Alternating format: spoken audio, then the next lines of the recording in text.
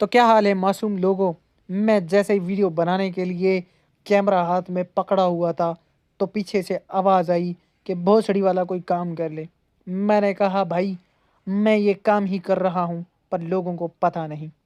तो मुझे एक कॉल आती है जिसमें बताया गया है कि तुम्हें एक सीक्रेट मिशन पे जाना है।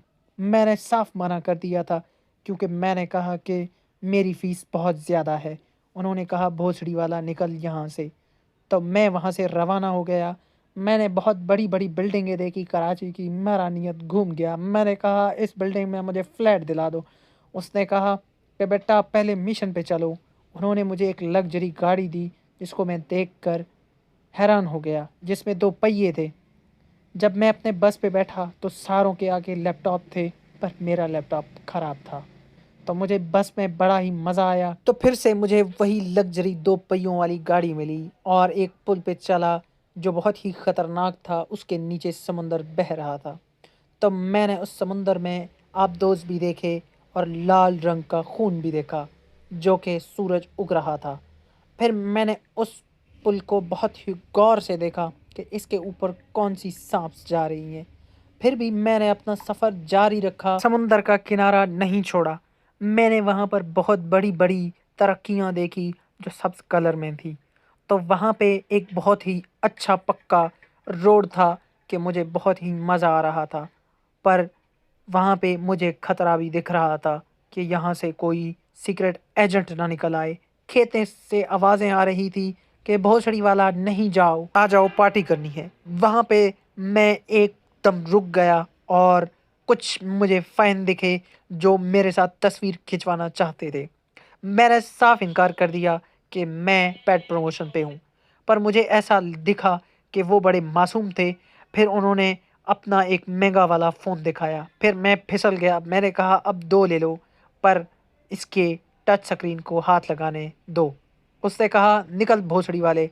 मैंने फिर भी अपना सफ़र जारी रखा तो सामने से एक एजेंट दिखाई दिया जिसके साथ सीक्रेट खुफिया एजेंट थे जो कि खाल पहने हुए थे।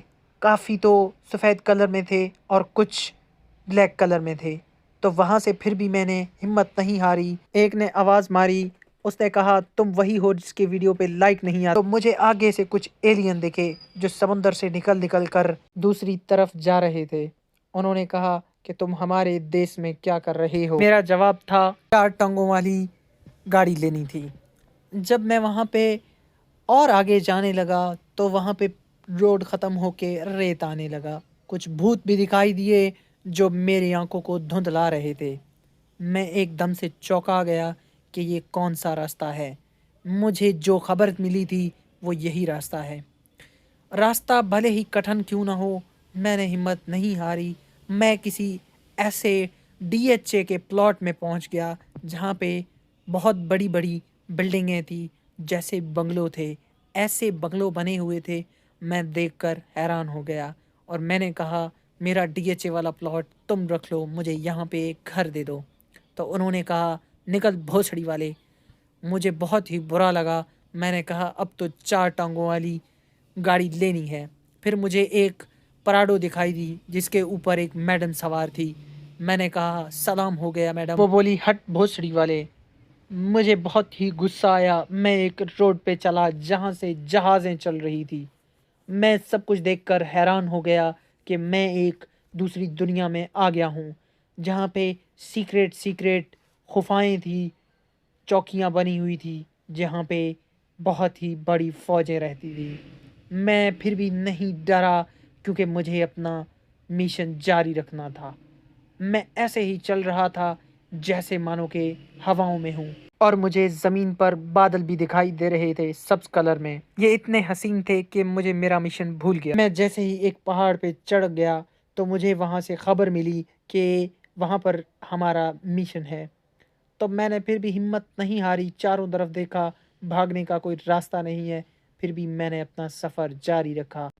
मैंने वहाँ पे संतरे के बागात देखे और उन बागात की वजह से मुझे मेरा मिशन भूल गया और मुझे वहाँ पे एक संतरा मिला। मैंने वहाँ पे एक बहुत ही बड़ा रॉकेट लॉन्चर देखा जो बारूद उगल रहा था। मैंने कुछ बारूद खा के अपना जोश जगाया اور دور کھیت میں اس کے ساتھ ہی مجھے DHA کا پلاٹ مل گیا۔ تو میں نے کہا بھائی شکریہ، اور میں نے اپنا سفر ختم کیا، تھکا ہارا ہوا تھا، تو دیکھا وہاں پہ صبح ہو رہی تھی۔ میں نے کہا اب سونے کا ٹائم، اب سارے مل کے سبسکرائب کر دو۔